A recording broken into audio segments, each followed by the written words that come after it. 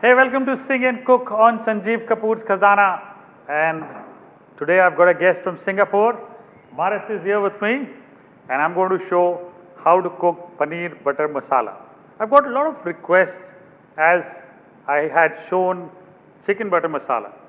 While I showed that, a lot of people commented, don't you use onions? Don't you use spices? Let me just share this with you that when you make Indian food, be specific of flavors, be specific of a recipe. Now, this recipe is something which is a little more improvised version of something which I had shared with you. Although chicken butter masala or paneer butter masala is also made this way using onions. Most professional cooks do not use onions. They do use cashew nut at times, but I even avoided that when I had shared the chicken butter masala recipe with me.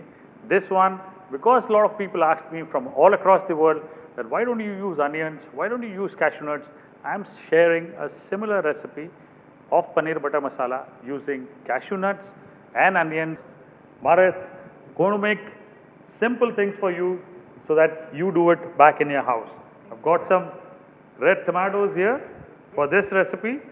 So what do we do with these tomatoes? I'll show you one of them. What we need to do is cut these tomatoes into quarters. If you want, you can puree these tomatoes in a blender in your house. It'll make life easier for you. Remove the eyes of the tomatoes. I don't know why we call them eyes of the tomatoes. Can they see us?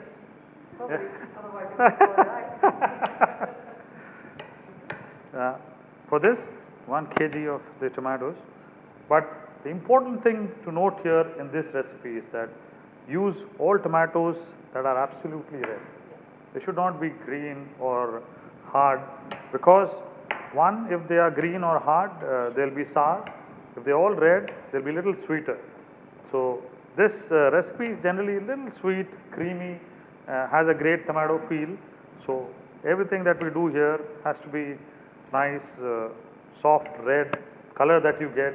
Most cooks across the world, what they do is they do add colors to this one, and I strictly avoid colors in all my cooking. Okay. Got some onions here.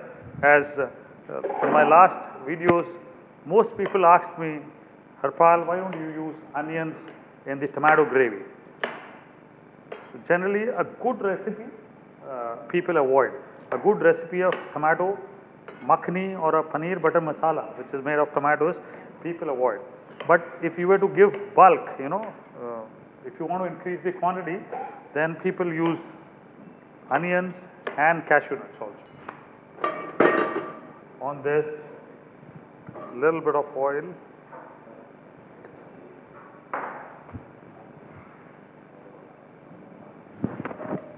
All of this together because you want to actually, yeah, you can, you must try your hands out cooking. So, and this cook on high flame. To this, we're going to add just half a cup of cashew nuts also. As I said that what we want is to show people the recipe they had requested. They had requested that in a paneer butter masala, can we add onions, can we add cashew nuts? In my previous recipe, I had just made it plain and simple with tomatoes. Now that's how professional chefs make in the country. But this recipe, which most people actually, most cooks who have traveled abroad now from India, do this way. So I'm sharing it with people on their request. So this is something which will now simmer for some time. So as you see this mixture now, Marat, is that the tomatoes are now soft and pulpier. Even the cashew nuts have become soft. The onions have cooked. So this is ready to be blended now.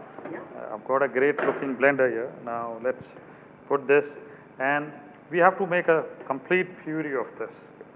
So this recipe is being requested by a lot of people around the world for me. That okay, Chef Harpal, why don't you show a paneer butter masala with onions and cashew nuts in it. This is also actually one of the traditional ways, but a good looking recipe does not generally have cashew nuts, lighter, the easier. So I think so I will have to puree this until all the cashew nuts and the onions, tomatoes become absolutely fine. So now, while this is getting blended, Mark, what we'll do is we'll go into the next step. This recipe definitely has lots of butter. So it's a silky tomato gravy. And silk is all this. Yeah. So butter,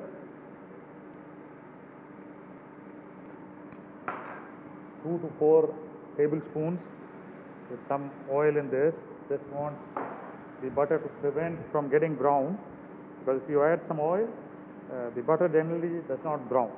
And if you were to just leave it like that and heat the butter, it tends to get brown. Now it gets brown because of the impurities and the particles in this. Oil is pure fat. Butter is healthier than oil, but just because it's got a lot of trans fat, people avoid. But all the taste comes from butter. No butter in food, no good.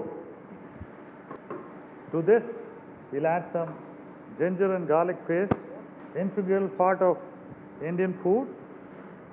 Ginger and garlic paste, we'll saute this. There's a unique raw flavor of both the products, the ginger and garlic. So you tend to cook for around a minute or two so that these raw flavors are generally out, and while you eat, you then get this pungent flavors of garlic and ginger. So you saute this for around 2 to 3 minutes. Yeah, smells good. So the ginger and garlic now ready. Let me add some Kashmiri red chili powder. For this recipe, you generally use Kashmiri red chili powder. Why is so? Because it has great color and it's not all that spicy. It's mellow. So when you add Kashmiri red chili powder, ensure that you don't cook it for a longer time, because the chili would get brown. Now to this, remove from fire, and what we'll do is we'll take this out, strain this up into the pan. Yeah, if you can, let me just off this up for you. So while we strain, you'll see some particles of cashew nut that are not yet ground completely would be out, and the skins of the tomato, which is what I don't want to go inside this gravy, because the skins of the tomato are generally a little irritating to eat. You can't just actually chew them and digest them properly also. So this straining helps in removing the solids of cashew nut and the skins of the tomato. That's why you strain this, and gives the gravy a nice smooth finish. Now you strain this gravy, and we'll now let it simmer for around 20 minutes, so that there'll be some raw flavors of the tomato also. Now that will be completely lost, and you'll get a nice sweet flavor of the gravy. Before I put the lid on, let me also add salt to this. Yeah, salt, as I always say, with your hand.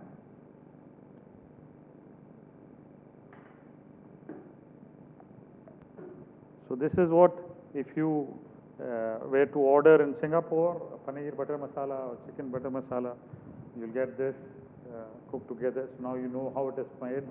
Yes. I know what's in it now. Yes. My lid. Let's cover this up. Now for the next step, let me share this with you. This is what we call in India paneer. Internationally, we call it cottage cheese. Now, this is milk that has been separated by adding lime juice. Once you add the lime juice, the milk separates. And what you get is this. So, you just hold it in a muslin cloth, a cheese cloth, and strain the whole thing. So, you then press it up, and you get a small little block which is like this. The similar process of cheese. This is not actually matured, or no enzymes are added to this. This is plain, pure, simple. If you don't get this, I'm sure in Singapore you get this, but if you don't get this, what do? You can add tofu to it always. Okay. So, I'll just, it's a,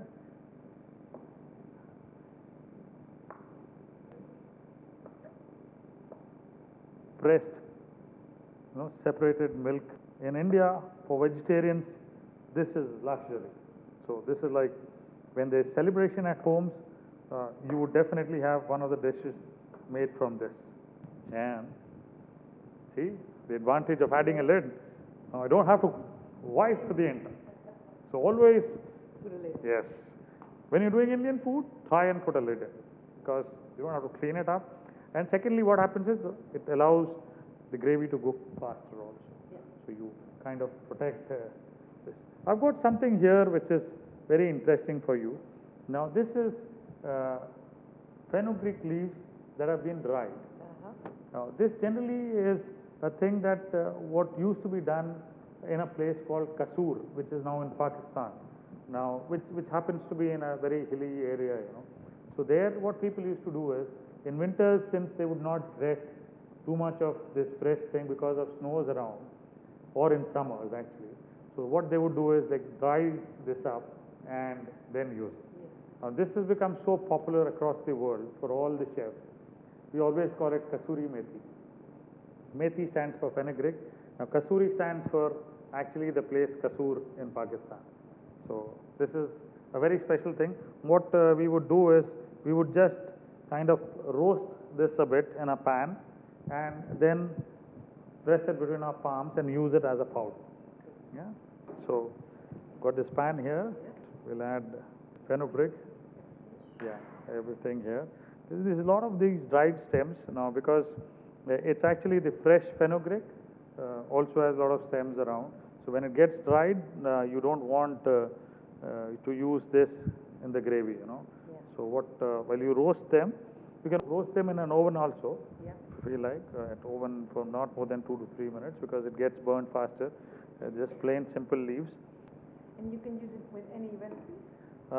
Not really. As I said, as a chef, I'm very particular about sharing recipes and sharing flavors with.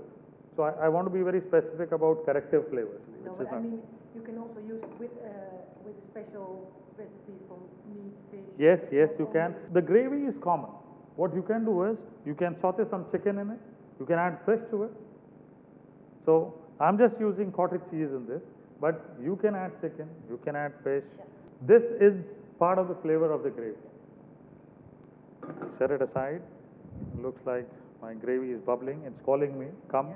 Yeah. So I think we'll remove it. Now, while this simmers, what I'm going to do is add some spices. Yep. This is the green cardamom powder. So little green cardamom powder, little of the garam masala, and some honey as a sweetener. So honey.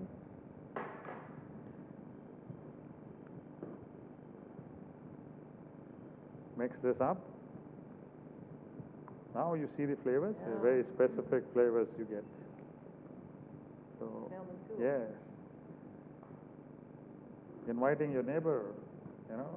When you cook Indian food, you invite a neighbor, and your neighbor definitely comes to know that there's some celebration happening today. So, and now here is what I'll do is I'll rub it in my palm, so you get the powder. Yeah, so you get a great color. Get a green color.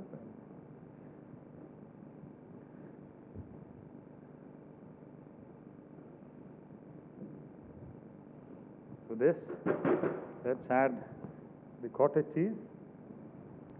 Great looking dish is almost ready now. Gently let me stir it. Cottage cheese is very, very soft. So in India, generally we get it soft. Not too sure. Internationally, I've not seen many places where you get the cheese that is soft. So this is. Looks beautiful. Yeah, it is. So this is the so-called very popular dish called Paneer Butter Masala.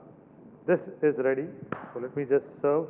Oh, before that, I've not done one thing. I've not added cream. So let me add the cream also.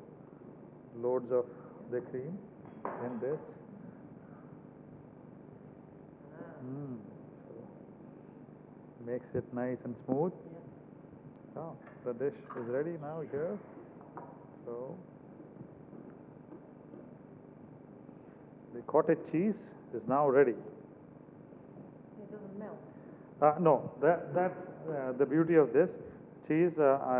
It's just pressed condensed milk. So all that is seen is more of fat here, and it's not matured with enzymes or it's matured like cheese we do for cheese. So hence it does not melt here. So there's no cultures added, nothing. It's plain simple fresh cheese. So this is now ready. Let me just serve it. Great looking cottage cheese. Paneer butter masala, as we all say in India, Just garnish it with little of the cream. Mar, that's for you. Thank you very and much. very simple, plain and pure paneer butter masala. Thank you very You much. must try it when you're back in Singapore. I will Yeah? definitely.